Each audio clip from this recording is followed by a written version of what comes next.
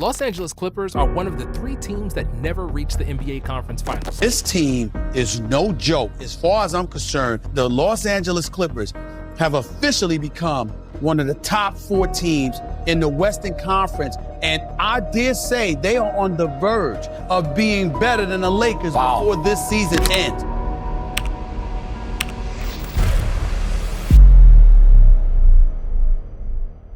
The Los Angeles Clippers can't seem to catch a break. Is there an invisible force holding them back from greatness? What if I told you that the Clippers might be under a curse? A curse so powerful that it's been haunting the franchise since the very beginning. Think about it. They've never had a huge fan base. LA belongs to the Lakers. They're always the second thought, even in their own arena. For years, they seem more like a farm team than a serious contender.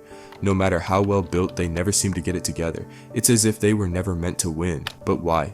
What's really going on with the Clippers? In this video, I'll give you my reasons on why the Clippers might be cursed. Is it due to poor management, underperformance, or just straight up bad luck? I think it's a mixture of all of these unfortunate events. Above all, Clippers can't seem to get out of the Lakers' shadow. Someone might need Kyrie Irving to light some sage in the arena, and that might not even be enough. The Clippers' misfortune is so bad it was compared to the Bermuda Triangle nickname by a sports writer. It seemed like the Clippers were doomed from the very beginning. When Donald Sterling purchased the team in 1981-82 season for $12.5 million, it started to go downhill from there. Sterling was fined $10,000 by the NBA for publicly guaranteeing the Clippers would lose enough games to select Ralph Sampson. He was also fined for flying his players on commercial airlines, and hotels refused the Clippers due to them not paying on multiple occasions. A bus company left them stranded at an airport after Sterling refused to pay for previous trips, which almost caused them to miss a game. One of Donald Sterling's craziest moves happened in 1984 when he moved the Clippers from San Diego to Los Angeles without the NBA's permission. The NBA fined him for $25 million. Besides having a terrible owner, the Clippers suffered a lot of injuries from star players such as Derek Smith's neck injury, Norm Nixon's knee injury, Marcus Johnson's spinal cord injury, and Danny Manning's ACL injury. The franchise has also been affected by tragic events involving former players. 4 members of the 1996-97 squad, Malik Sealy, Kevin Duckworth, Lorenzen Wright, and Dwayne Shinsius, are now deceased. Brian Williams, later known as Bison Deal, is believed to have been murdered in 2002. And Rodney Rogers became paralyzed after a dirt bike crash in 2008. Could this be a coincidence? What happened to this young Clippers team that had so much hype? This team featured upcoming young stars such as Lamar Odom, Darius Miles, and Quentin Richardson.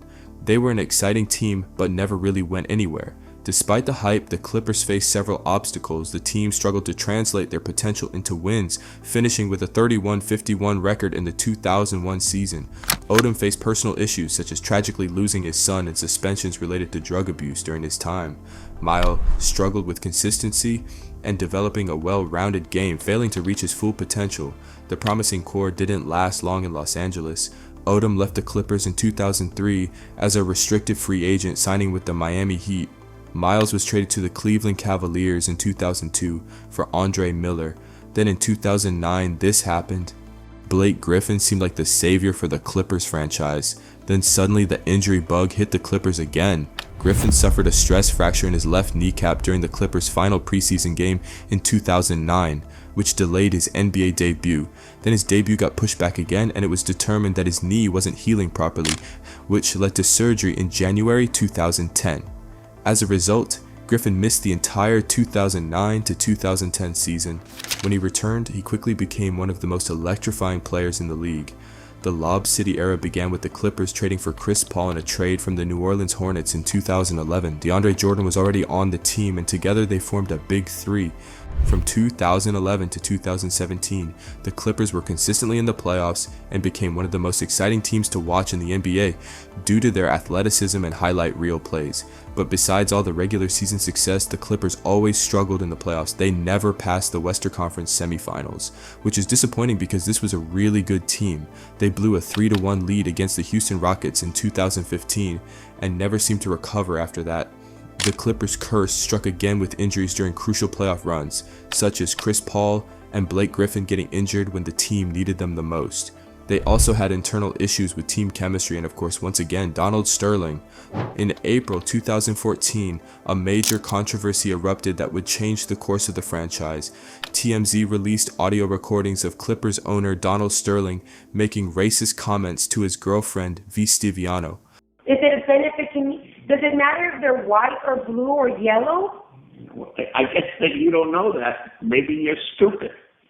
Maybe you don't know what people think of you. It does matter, yeah.